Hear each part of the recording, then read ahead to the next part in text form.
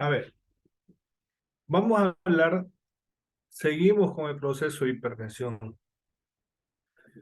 Yo espero que tengan idea de lo que es la resistencia periférica, el volumen, ¿no?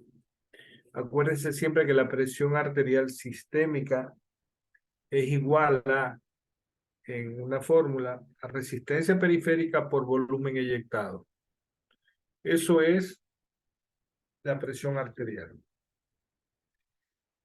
Cuando nosotros sabemos que un ventrículo izquierdo está en buen estado, cuando tomamos un buen pulso, eso significa que el ventrículo izquierdo está eyectando con fuerza. Ahora, después de la hipertensión sistémica, nos toca ver el circuito menor, que es la hipertensión pulmonar. Es muy frecuente en nuestro medio. Generalmente ha disminuido ahora.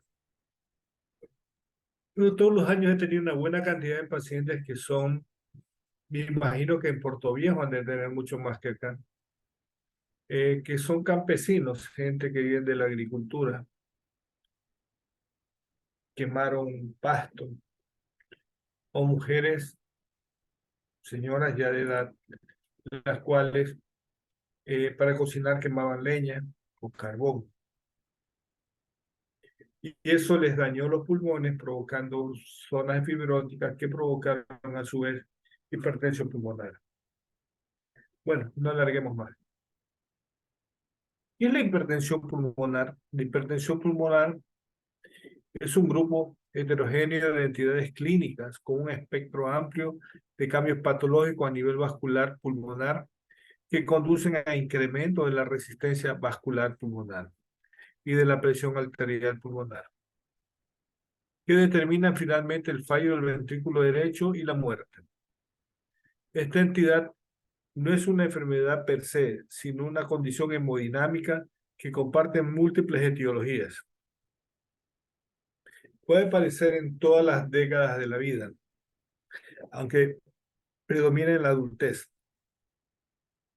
generando gran discapacidad a quienes la padecen y causan elevada mortalidad. Su diagnóstico es habitualmente tardío, por lo que se debe tener una alta sospecha que permite implementar rápidamente los estudios y tratamientos adecuados a fin de evitar el deterioro clínico del paciente.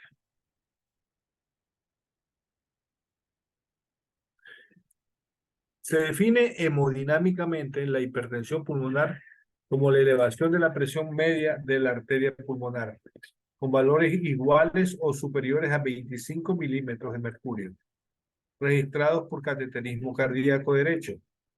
Y con el paciente en reposo, por otra parte, se define hipertensión arterial pulmonar como la definición anterior, que se le agrega una resistencia muscular pulmonar mayor a 3 unidades Wool. Una presión arterial pulmonar de enclavamiento igual a 15 milímetros de mercurio o menor. En ausencia de otras causas de hipertensión pulmonar precapilar, se acepta como normal el valor de presión arterial pulmonar media de 20 milímetros de mercurio. Todo este pocotón de cosas que les acabo de decir se definen en que la arteria pulmonar tiene una presión mínima de 16 y una presión máxima de 25. Eso es todo para que me digan, dentro de ese rango tiene que estar cuadrada la presión arterial pulmonar, pasado eso es hipertensión pulmonar. Esta presión se toma de 16 a 25, es a nivel del mar.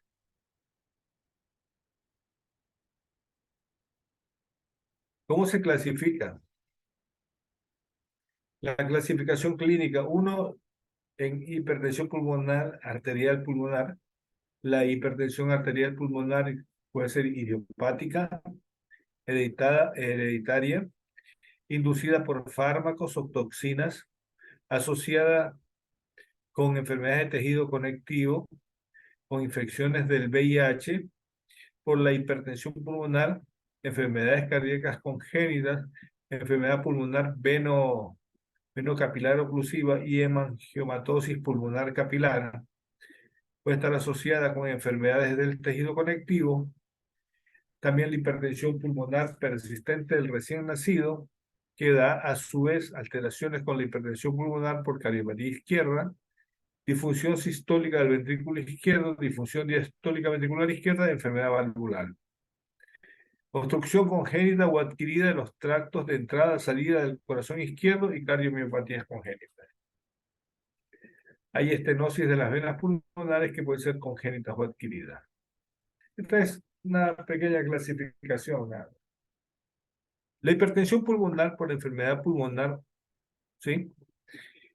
Comienza con la EPOC. El EPOC es una enfermedad del intersticio pulmonar. Otras enfermedades pulmonares con patrón mixto, obstructivo, restrictivo y trastornos respiratorios relacionados con el sueño y trastornos de hipoventilación alveolar. Hay trastornos por exposición crónica a grandes alturas, hipertensión pulmonar por tromboembolismo crónico y otras obstrucciones de la arteria pulmonar. Entonces, ¿qué es lo que quiere decir en todo este lío que hemos hablado ahorita? Uno, que la hipertensión pulmonar se puede deber a que la exposición a grandes alturas, por ejemplo, Los Serranos, ¿no? Riobamba, que está bien alto, Quito, entonces puede provocar zonas fibróticas dentro de su pulmón que les lleva a una enfermedad pulmonar obstructiva crónica. Otra enfermedad es la hipertensión pulmonar debida a tromboembolismos crónicos. Son microémbolos que van depositándose en las arterias pulmonares de menor calibre que impiden el paso, por lo cual provocan hipertensión pulmonar. El otro son las de patrón mixto. Esos son los que han estado quemando leña, cocinando con carbón, lo cual van a provocar enfermedades del intersticio pulmonar, con zonas fibróticas del pulmón, porque va a reducir el tamaño del pulmón, comprimiendo las arterias pulmonares. Esa es otra causa de hipertensión pulmonar. Esas son causas más comunes, ¿no? Lógicamente, cuando hay esos trastornos de sueño, estas apneas respiratorias, nosotros tenemos la obligación de pensar en una hipertensión pulmonar hasta que se demuestre lo contrario.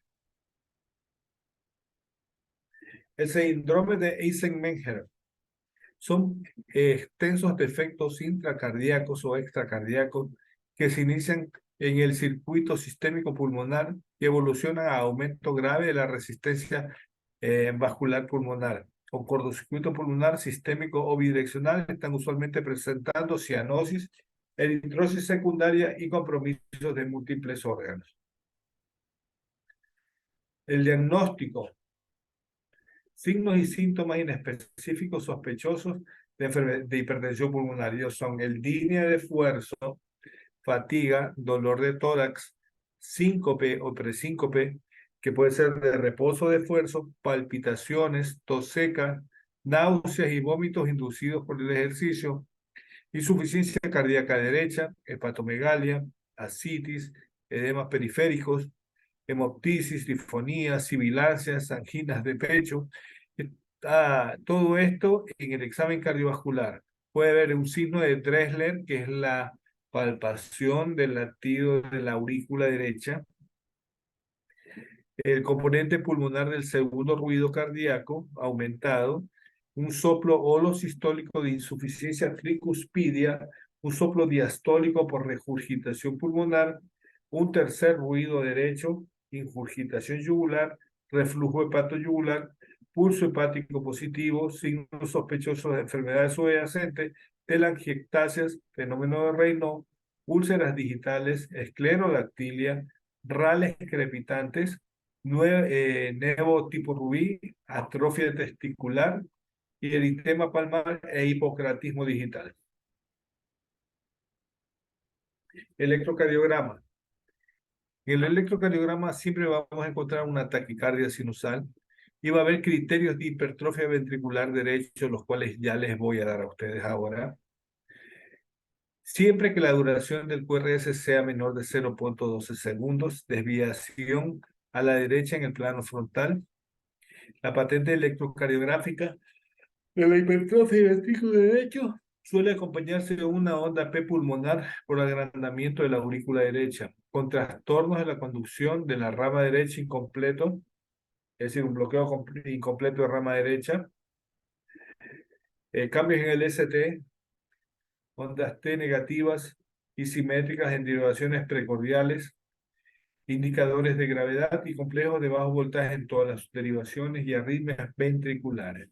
Bueno, esto del electrocardiograma, terminando, se les va a explicar para que tengan una idea más global. Radiografía de tórax, vamos a encontrar rectificación o prominencia del arco medio. Las arterias pulmonares tienen afinamiento brusco en los vasos periféricos, obliteración del espacio aéreo retroesternal en la vista del perfil, dilatación de las arterias pulmonares centrales, hiperclaridad de los campos pulmonares por oligoemia periférica por afinamiento vascular, índice cardiotorácico menor al 50%, signos orientadores de etiología de hipertensión pulmonar, cambios en el parénquima pulmonar, como la enfermedad parenquimatosa, aumento de la vascularización pulmonar, signos de hipertensión venosa pulmonar y clasificaciones vasculares. Pueden haber cardiopatías congénitas, todo esto es en laboratorio. Los biomarcadores de dilatación de la aurícula, que es lo que va a ocurrir en una hipertensión pulmonar, es el ProBNP y el BNP. Son los más usados en la práctica clínica de rutina, son secretados en los ventrículos, su aumento indica disfunción ventricular derecha o izquierda, los valores elevados del ProBNP se asocian a menor capacidad de ejercicio, peor clase funcional y a disfunción del ventrículo derecho.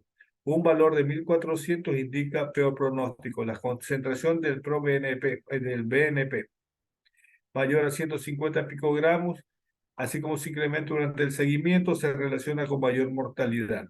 Contrariamente, un descenso del 50% de los primeros 3 meses de tratamiento con eposterol es un potente predictor de supervivencia libre de eventos.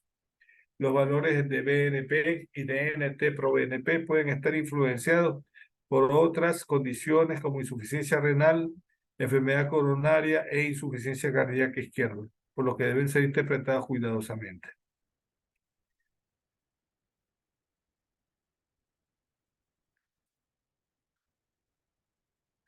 Ecocardiograma, se ve la velocidad pico regurgitante tricuspidia,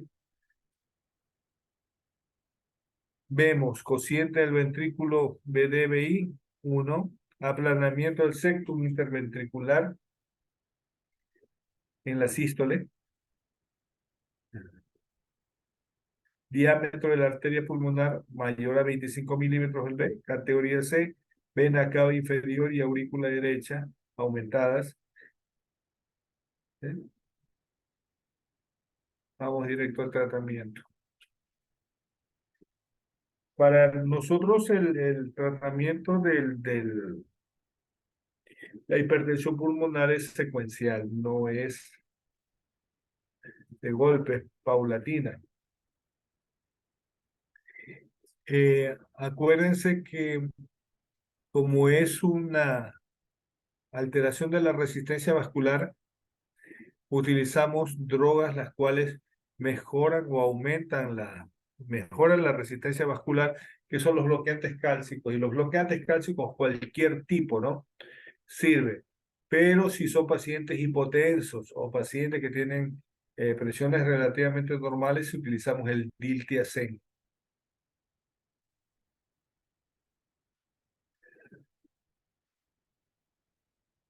Si nosotros en dosis alta, ¿no? El diltiazem viene de 60, 90 y 120 miligramos.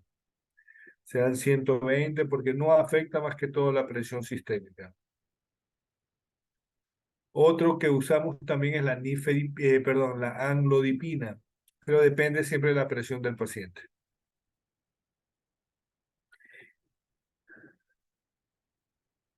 Vamos a hablar casi exclusivamente de lo que tenemos acá.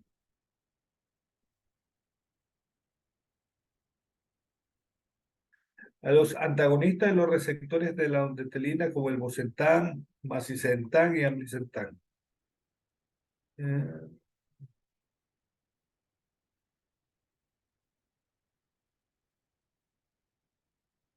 ya, aquí se saltaron. A ver, al nosotros tener un paciente que tiene hipertensión pulmonar, debemos pensar que el ventrículo derecho está comprimiendo y mandando sangre por la arteria pulmonar hacia el pulmón. Cualquiera de las causas que yo ya hablé con ustedes provoca que aumente la resistencia periférica, la resistencia vascular de la arteria pulmonar, impidiendo el pase de sangre para acá. Esa sangre retrocede, va hacia el ventrículo derecho, congestiona el ventrículo derecho, pasa hacia la aurícula derecha, la congestiona, y de ahí sube, provoca ingurgitación yugular, edema, provoca citis, provoca hepatomegalia y edema de extremidades inferiores. Eso, en definitiva, es la hipertensión pulmonar clínica. Va a haber disnea, va a haber cianosis porque no existe intercambio de oxígeno-CO2. El esquema de tratamiento inicial es dilatar la arteria pulmonar y para eso utilizamos el diltiazem. Pero si la presión aguanta, es decir, si es un paciente hipertenso y nos aguanta, le podemos meter amlodipina. Y con la amlodipina nosotros vamos a dilatarnos. Puede provocar edema de extremidades inferiores y ahí sacaremos la amlodipina. De ahí viene diurético. Si está hematizado, tenemos que sacarle líquido hasta que el paciente esté seco. ¿Cuál es el diurético de elección? La furosemida. ¿Sí? Si el paciente dándole la furosemida se seca, dependiendo de la cantidad de furosemida que le estamos dando, podemos meter también un diurético ahorrador de potasio para no provocar un desbalance hidroelectrolítico. Una vez que hemos avanzado eso y no se resuelve todavía el problema, tenemos un medicamento que se llama digoxina. La digoxina no nos sirve para la hipertensión pulmonar, nos sirve para descongestionar el organismo, hace que el ventrículo tenga mayor tonicidad, mayor fuerza. Entonces, siempre y cuando lleguemos a insuficiencia cardíaca, ahí utilizamos los digoxina, especialmente en una insuficiencia cardíaca que tenga menor del 30% de la fracción de eyección. Después de la diltiazem, de la furosemida, de la digoxina, viene el segundo medicamento o el tercer medicamento, cuarto medicamento que tenemos a disposición, que es la sildenafil. En el momento ya tenemos sildenafil, tadalafil, varadalfil. Entonces ya tenemos más medicamentos. El que tiene el hospital para regalarle a nuestros pacientes es la sildenafil. El sildenafil o Viagra, ¿sí? Es un vasodilatador, ¿verdad? Acuérdense que la arteria pulmonar es una vena, porque lleva sangre no oxigenada. Entonces, esa vena se dilata con el sildenafil. Es la misma dilatación que provoca en el pene, ¿sí? Dilata el pene, bueno, tiene su erección y a nivel pulmonar provoca vasodilatación, por lo cual mejora el intercambio oxígeno-CO2. Entonces, el primero es la diltiazem, la furosemida, la digoxina si hay insuficiencia cardíaca y tenemos ya el sildenafil. De ahí viene y como último recurso es el Bosentan, que es el que tenemos nosotros, no tenemos macitentan, esto es de los antagonistas de la ondantrelina, no tenemos otra cosa. ¿Por qué les digo que es complicado esto del Bosentan? Porque el Bosentan vale $3,000. Solamente lo regala el seguro a pacientes que tengan hipertensión pulmonar demostrada por una ecocardiografía que sea severa. O sea, ahí se le da el Bosentan mejorando ostensiblemente la saturación de oxígeno. Entonces, tenemos el Bosentan. El Bosentan va el nombre comercial es el Tracler. Se dosifica de 6,25 y de 12,5. Se da un periodo de impregnación y luego comienza ya el periodo de ingesta de medicamento por día, ¿no?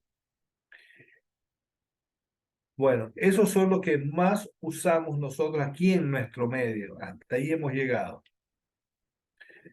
Aquí dice, sildenafil, un potente selectivo en unión de la arteria pulmonar, se usa como mejoría de la capacidad del ejercicio, parámetros hemodinámicos, alivio sintomático.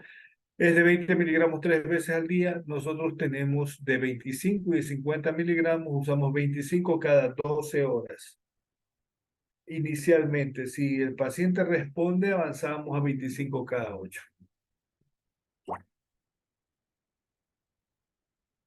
Los otros que vienen ahora son cosas nuevas que lamentablemente dentro de nuestro país y peor por el intermedio del Ministerio de Salud Pública no las conseguimos. Estos son, aumenta la producción del MP cíclico, estimulando la guanidina ciclasa directamente aún con la ausencia del óxido nítrico y potenciando la acción de este sobre dicha enzima. En modelos animales se han observado efectos antiprofelativos y antirremodelamiento. El esquema de titulación se inicia con 3 dosis diarias de 1 miligramo de ajuste cada 2 semanas, hasta alcanzar 3 dosis de 2,5 en una fase 8. Nosotros no tenemos este guanililato de adenyl-ciclasa, ¿no? Nosotros estamos con este.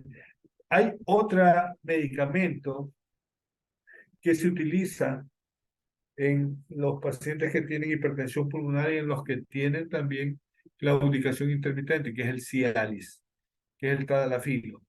Se utilizan como muy buen vasodilatador.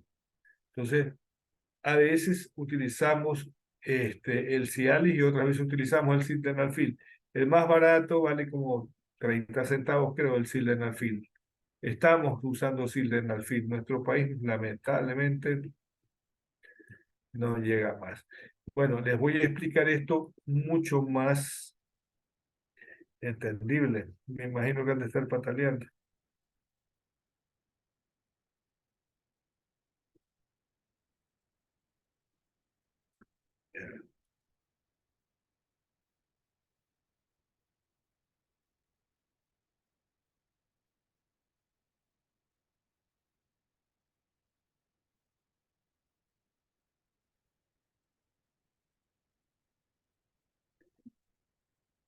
¿Tienen eso?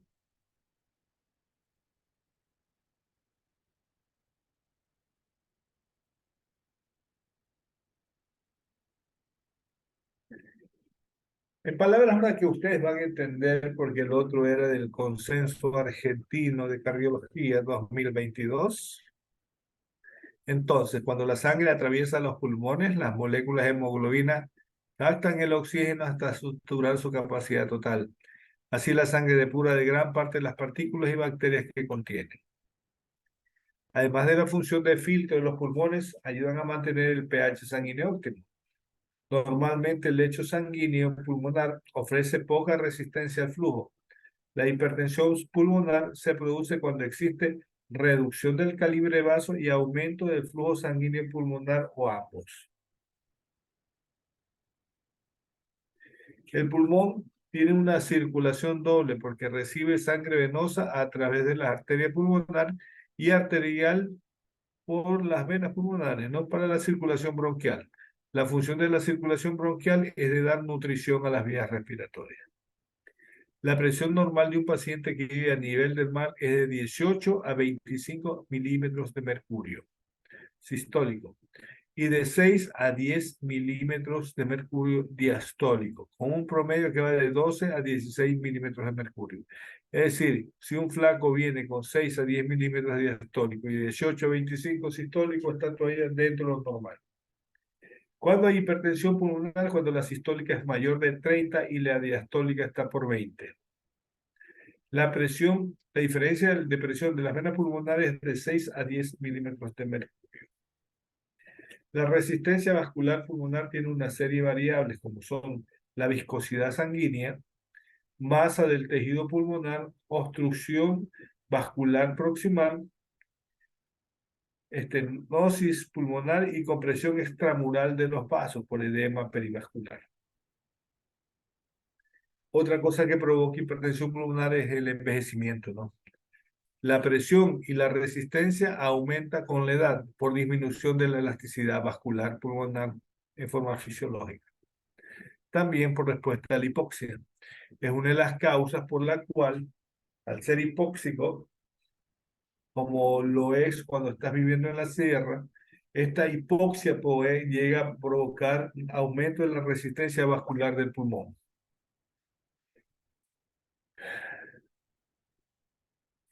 La liberación de histamina es la causa de la vasoconstricción pulmonar, así como la salida de endotelina y liberación equilibrada del factor de relajación vascular.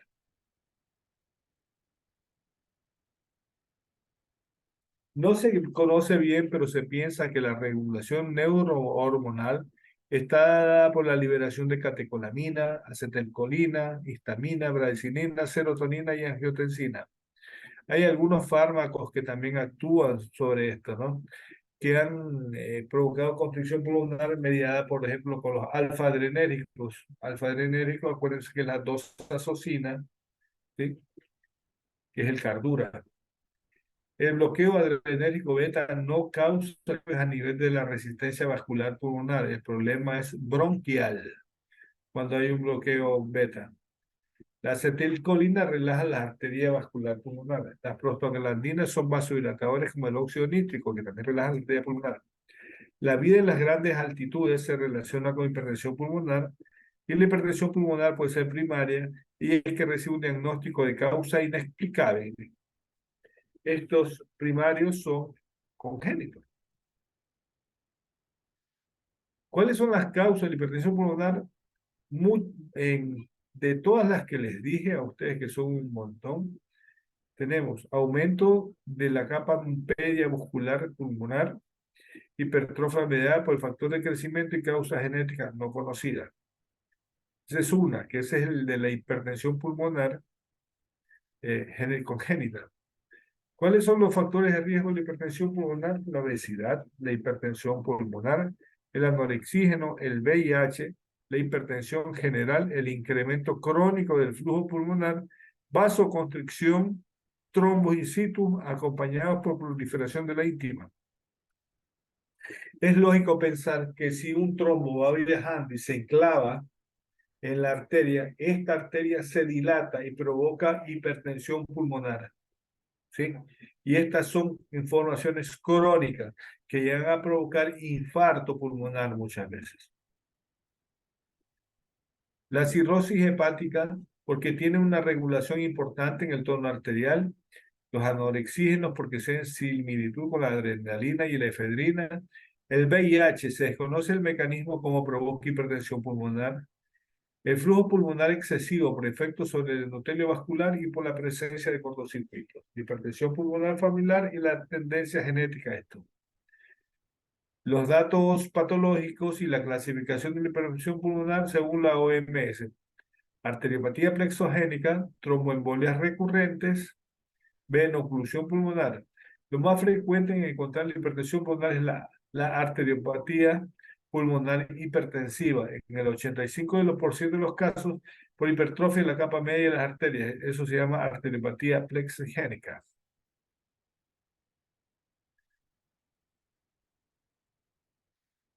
Ya. La segunda de mayor incidencia es la presencia de la arteriopatía pulmonar trombótica, que es la hipertrofia de la capa media de las arterias con presencia de trombos recanalizados en forma de coladera. Y el tercero es la presencia de colagenopatías, con una venoclusión con presencia de fibrosis excéntrica obstructiva, la íntima, media venas y vénulas pulmonares. Cuadro clínico normalmente comienza de 36 a 15 años, más o menos 15 años. Pero lo leímos hace un momento, en el último consenso, a cualquier etapa de la vida puede aparecer.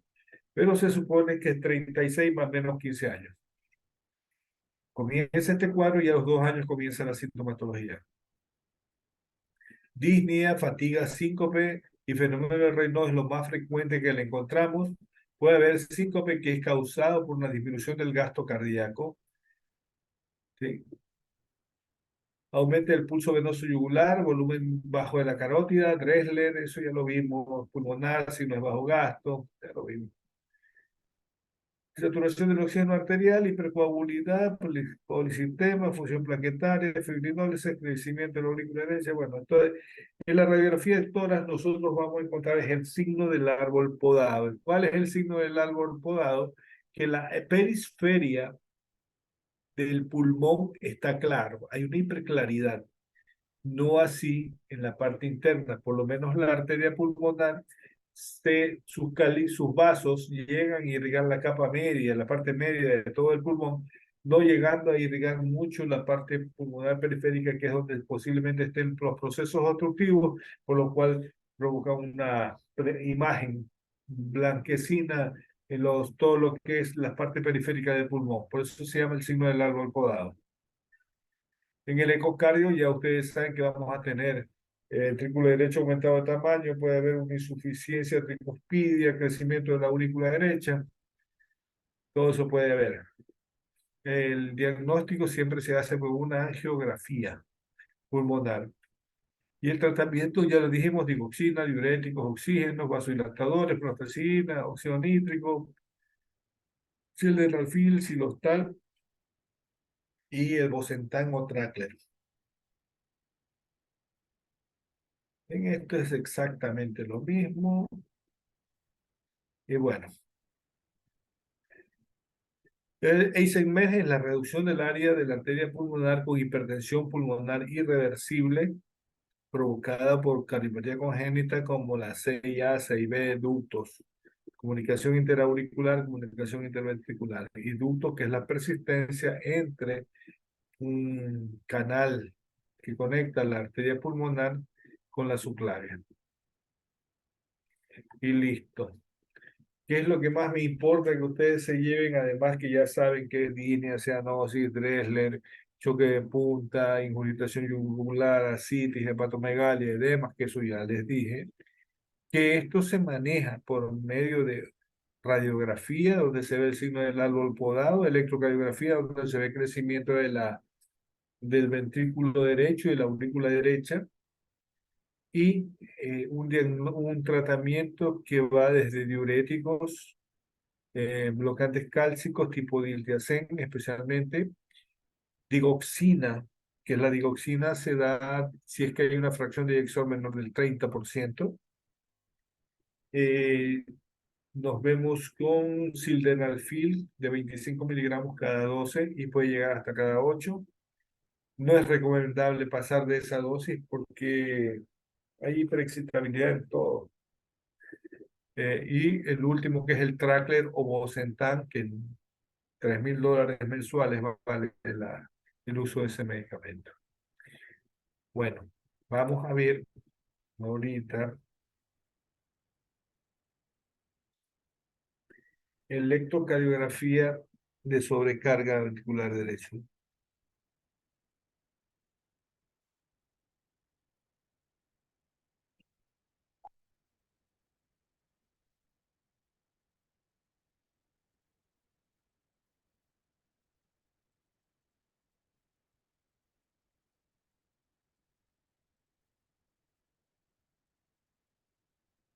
Si están viendo en el electro, Vanessa, si ves el electro, No, doctor, no me carga. ok,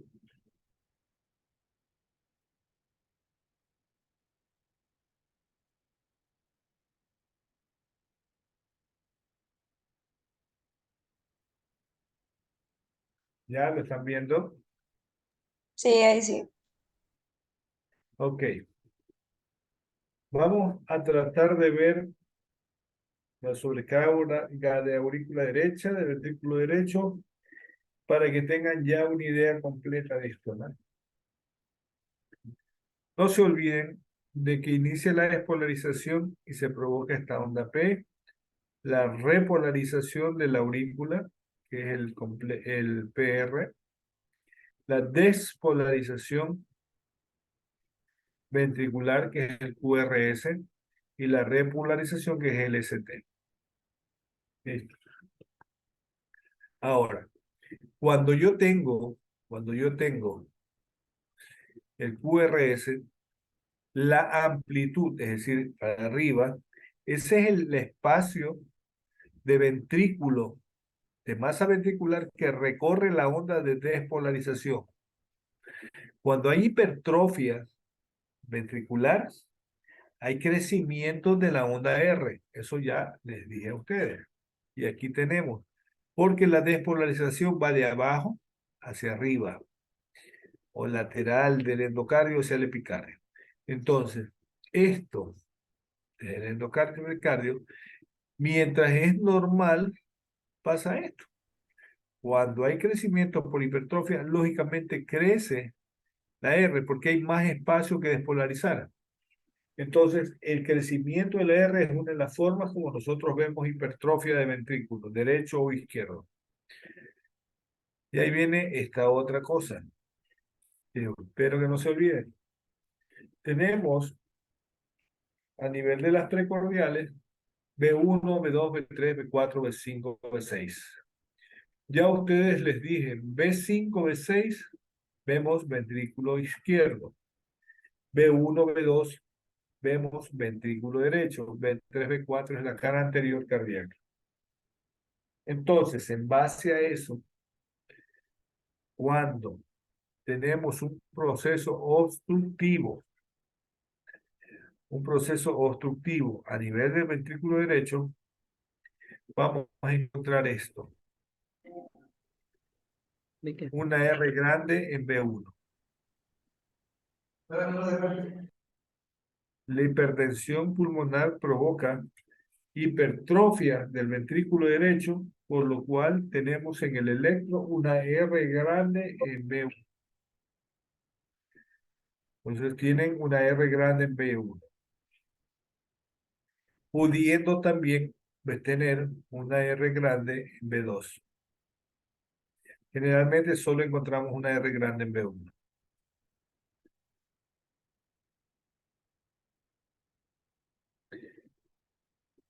Acuérdense que lo normal es esto, que no exista mayor cantidad de R en B1. Cuando hay hipertrofia, ocurre esto, el crecimiento de la R.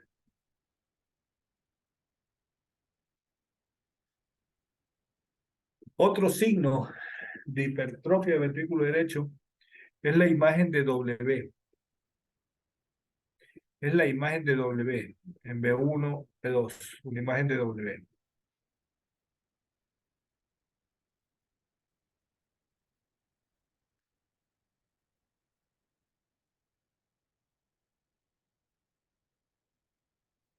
Solamente en el lado derecho, B1, B2, y ahí acaba. Otra imagen, que esa tiene que colindarse o estar bien empatada con la clínica, es la amputación de la R de B1, B2 y B3. A veces llega a B4, pero generalmente es B1, B2 y B3. Hasta ahí llega, y esa amputación de R está dada por una sobrecarga del ventrículo derecho. Entonces ustedes tienen las tres formas de ver hipertrofia ventricular derecha, que es el B1, una R grande, B2 con R grande. Imagen de W en B1, B2. Amputación de R de B1, B2 y B3. Eso indica sobrecarga ventricular derecha, pero esta tiene que ir acompañado de la clínica, porque también puede tratarse de una secuela que todavía no hemos hablado de esto.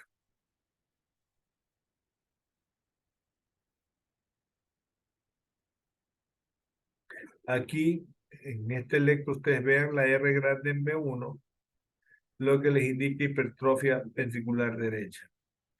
Cuando existe esta hipertrofia, probablemente ya el ventrículo está dilatado y la sangre pasó hacia la aurícula. Al pasar hacia la aurícula, provoca esto. Esta es la despolarización auricular, donde darán una sola imagen, una onda P. Pero como en hipertrofia pulmonar, hay una insuficiencia tricuspidia, esa sangre pasa hacia la aurícula y dilata la aurícula. Al dilatar la aurícula derecha, esta crece y da esta imagen como una onda P gigante. ¿Sí? Se lleva la onda izquierda y entonces aparece una onda P gigante, que nosotros la vemos así.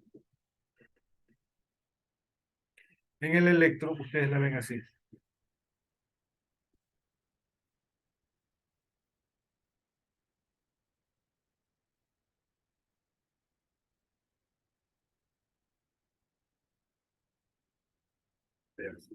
Déjenme ponerle algo que esté de acuerdo.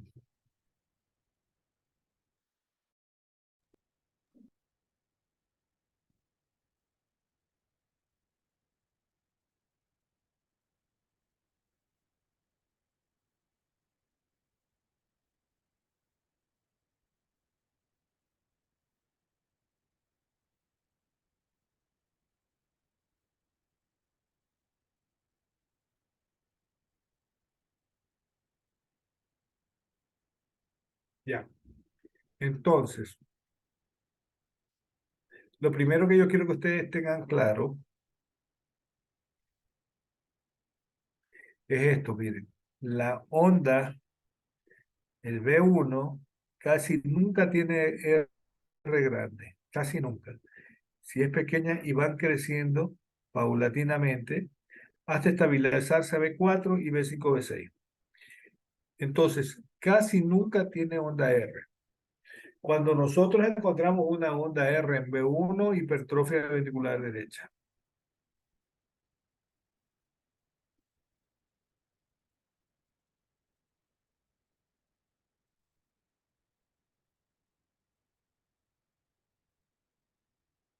Ya.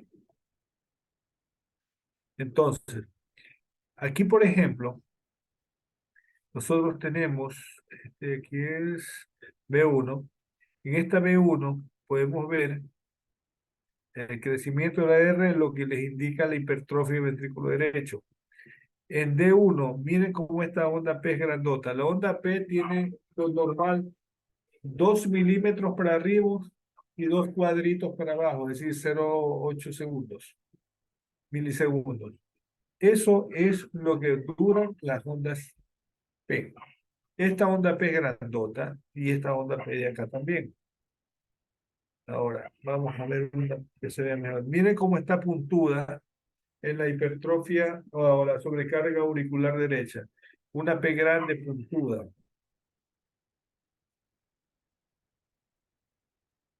Ahí la ven mejor. ¿Sí? Uno, dos cuadritos, tres, cuatro cuadros. Uno, dos cuadritos, tres cuadritos. Uno, dos, tres cuadritos. Ahí ustedes tienen la sobrecarga auricular derecha.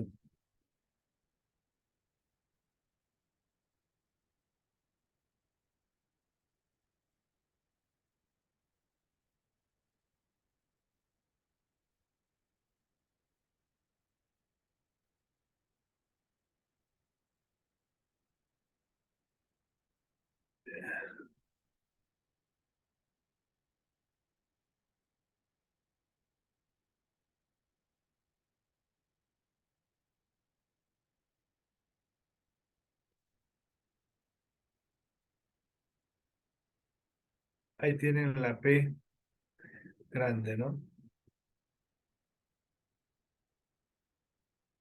No tengo más imágenes. Aquí está esta imagen. Esta imagen es efectiva. Miren, hipertrofia ventricular derecha. Aquí está la R grande en B1. Sobrecarga auricular derecha. Miren la onda P de 5 milímetros cuando solo es normal 2. Sobrecarga auricular derecha. P pulmonar con hipertrofia de ventrículo derecho.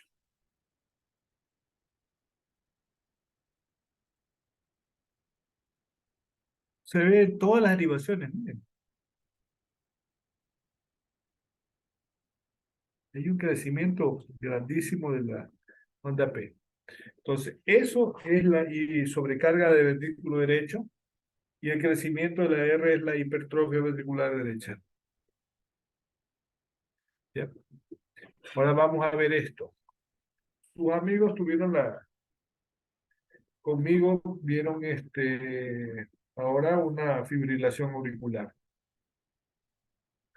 Era una fibrilación auricular paroxística. Aparece, desaparece, aparece, desaparece. Entonces, esto en el electrocardiograma se ve así.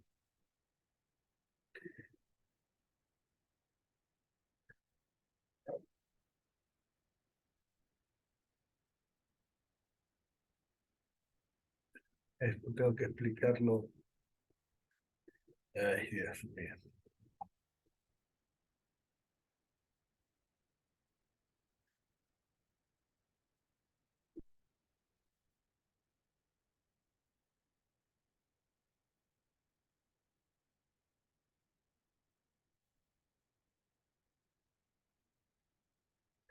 Bueno, pues, lo importante es identificar la fibrilación. ¿Cómo les explico? Existen muchas causas para una fibrilación, para que se produzca una fibrilación auricular. Puede ser por isquemia, la arteria tapándose, isquemia en la aurícula y se provoca esto. Puede ser por intoxicación medicamentosa, por ejemplo, la digoxina, que es una de las causas por el cual se está dejando de usar la digoxina, que haya provocado un proceso de intoxicación y provoca la arritmia cardíaca de este tipo. Y la otra, que sea una dilatación de fibra. La masa muscular de la aurícula, que es así más o menos ovalada, aumenta cuando hay insuficiencia de ventrículo derecho o izquierdo, y entonces ese volumen sanguíneo que no pudo ser expulsado por el ventrículo sube y distiende la fibra auricular. La distensión de la fibra auricular hace que todas estas células miocárdicas se vuelvan hiperexcitables. Y esa hiperexcitabilidad es la que provoca que cada una de ellas mande una onda de despolarización y esa onda de despolarización provoca esta fibrilación auricular. Eso tengo que explicarlo mucho mejor, ¿no? Pero no tengo la imagen como para poder explicarla. En todo caso, tienen que grabarse la imagen de la fibrilación auricular y cómo demostramos que es una fibrilación auricular. Cuando hay un ritmo sinusal,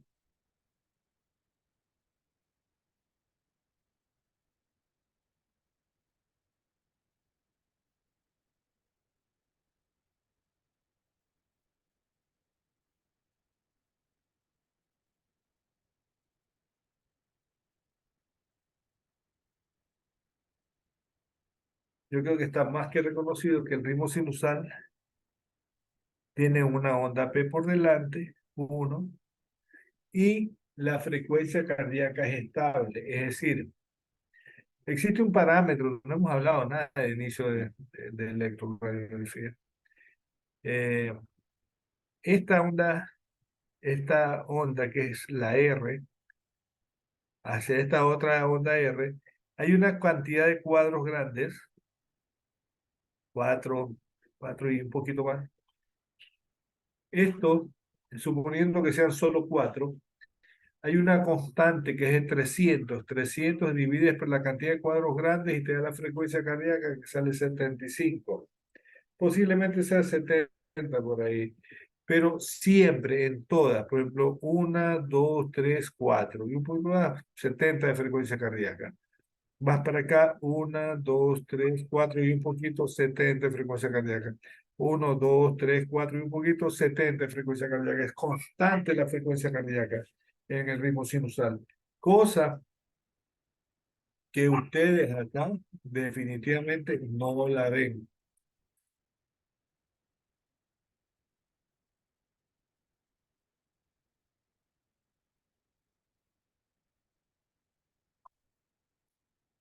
No la ven, ¿no? O no hay una onda P, no hay la secuencia uno 2 3 1 2 3 y más, 1, 2, 3, 4. Entonces no hay una secuencia normal, y eso se llama fibrilación auricular. Eh, Nosotros tenemos que dar diagnósticos: ritmo FA, fibrilación auricular; frecuencia cardíaca. La frecuencia cardíaca se coge en una tira como esta y se comienza a contar los cuadritos grandes. Acuérdense que cada cuadro grande tiene 5 cuadritos de 0,04, lo que indica que esto es 0,20 segundos. Entonces, 1, 2, 3, 4, 5, eso es un segundo. 1, 2, 3, 4, 5, 2 segundos. 1, 2, 3, 4, 5, 3 segundos. 1, 2, 3, 4, 5, 4.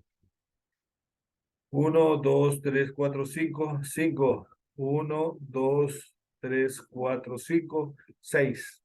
Entonces, en estos 6 segundos contamos cuántas despolarizaciones hay. Hay 1, 2, 3, 4, 5, 6, 7. Esto es una malformación del electrodo. Entonces hay 7. Entonces, estas 7 ondas aparecen en 6 segundos. Un minuto es igual a 60 segundos. Si en 6 segundos hay 7 latidos, si yo multiplico por 10 hago 60 segundos, habrá 70 latidos aproximadamente. Así se saca la frecuencia en fibrilación auricular. Entonces, repitamos. Comienzas buscando una R y comienzas a contar 1, 2, 3, 4, 5 latidos. Perdón, 5 cuadros grandes que indican un segundo. 1, 2, 3, 4, 5, 2 segundos. 1, 2, 3, 4, 5, 3 segundos. 1, 2, 3, 4, 5, 4 segundos. 1, 2, 3, 4, 5 segundos. 1, 2, 3, 4, 5, 6 segundos. En 6 segundos hay 7 latidos. 6 segundos por 10, 60 segundos, que es un minuto. Entonces, da lo mismo decir 7 por 10, 70 latidos aproximadamente por minuto. Esa es la forma como sacamos la, la frecuencia cardíaca en la fibrilación auricular. Entonces, nosotros ya tenemos estudiado hipertensión pulmonar, tenemos estudiado hipertensión sistémica y nos falta fibrilación auricular. Yo voy a hacer unos dibujos y después los paso acá. No sé si están, mi computadora no está aquí. Doctor, una pregunta. Ajá. Entonces sería, para sacar lo que es la frecuencia cardíaca mediante el EKG, sería 30 cuadros y ver entre esos 30 cuadros y cuánto onda R hay entre esos 30 cuadros, sí. Claro, cada cuadro grande es 0,20. En 5 hay un segundo. Si en 5 hay un segundo, en 6 hay 6 segundos. Multiplicado por 10 te da un minuto. Como en la fibrilación tú no tienes un diagnóstico seguro de frecuencia cardíaca, tú tienes que poner aproximadamente en 6 segundos hay 7 latidos. En 60 segundos habrá 70 latidos aproximadamente. Entonces, esa es la manera de sacar la frecuencia cardíaca. Sencilla. Gracias, doctor.